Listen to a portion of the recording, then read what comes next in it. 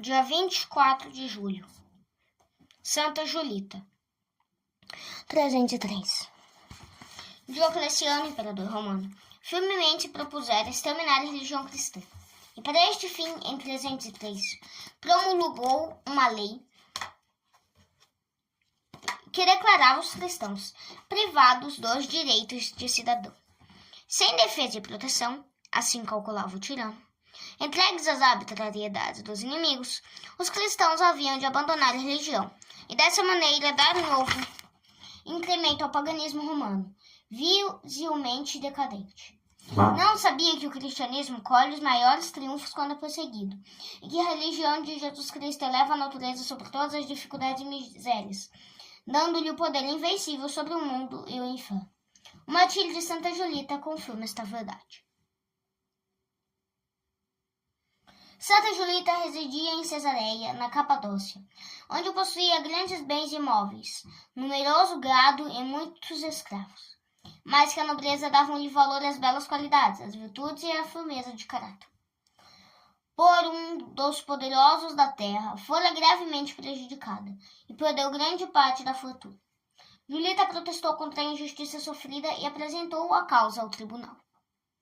O juiz, corrompido pelo adversário, desde logo declarou que Julita, sendo cristã, nenhuma apelação tinha direito de fazer, e das leis nenhuma defesa e garantia havia de esperar, enquanto permanecesse nas superstições religiosas do cristianismo.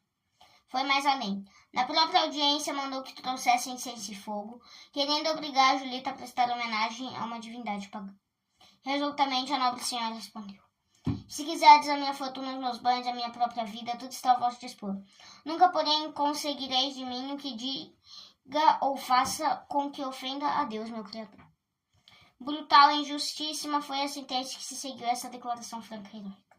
Não só o juiz legalizou o roubo de que Julita fora vítima, como ainda a condenou à morte pelo fogo. Julita ouviu a sentença sem a menor perturbação. E, longe de se queixar da injustiça, louvou a Deus por ter-lhe reservado graça tão preciosa como é a do martírio. Os próprios pagãos admiraram-se da coragem e firmeza com que Julita aceitou o julgamento, e com palavras procurou animar os cristãos, cujo espírito, sob o peso brutal e formidável das leis da perseguição, ameaçava desfalecer. Às companheiras e amigas disse as seguintes palavras: não vos entregueis à fraqueza e ao sentimentalismo quando é vosso dever sofrer pela vossa fé. Não vos desculpeis com a delicadeza do vosso sexo. Somos feitos do mesmo barro que os homens. Como eles, somos a imagem de Deus. Somos imagens de Deus. Como o homem, a mulher também é criada e formada por Deus, semelhante ao homem. É capaz de praticar todas as virtudes. Por isso, Deus exige de nós que mostremos, como os homens, uma firmeza inabalável na fé, a mesma perseverança e paciência nos sofrimentos. Foram estes os sentimentos que acompanharam até a fogueira, da qual subiu como rainha ao trono.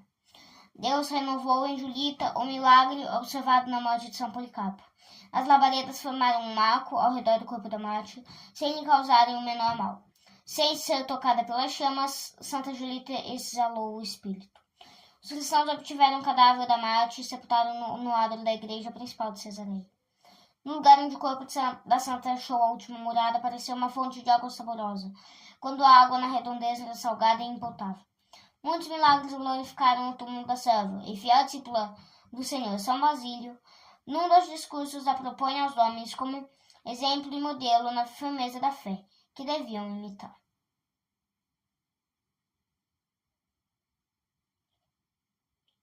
Reflexões. Em defesa dos bens contra a injustiça, contra a injusta opressão, Julita apelou para a justiça legal. Vendo, porém, que os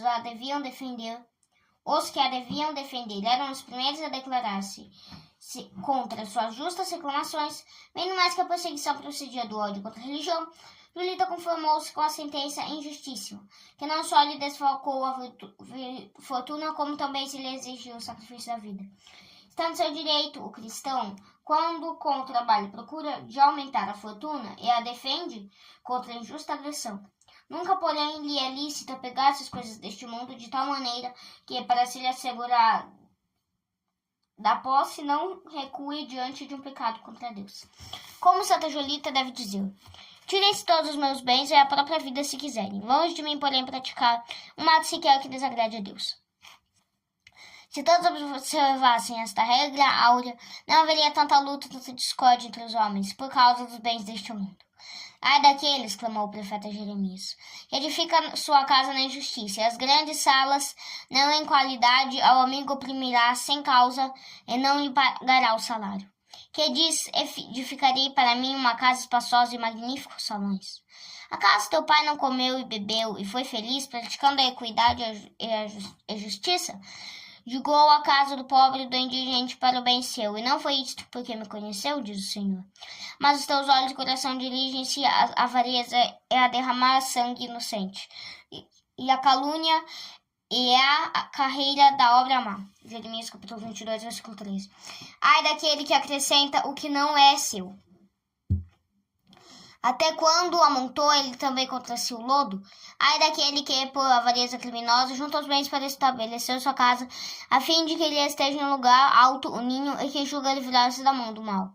Mas a pedra clamará da parede contra ti, e o madeiramento que serve de travessão ao edifício responderá.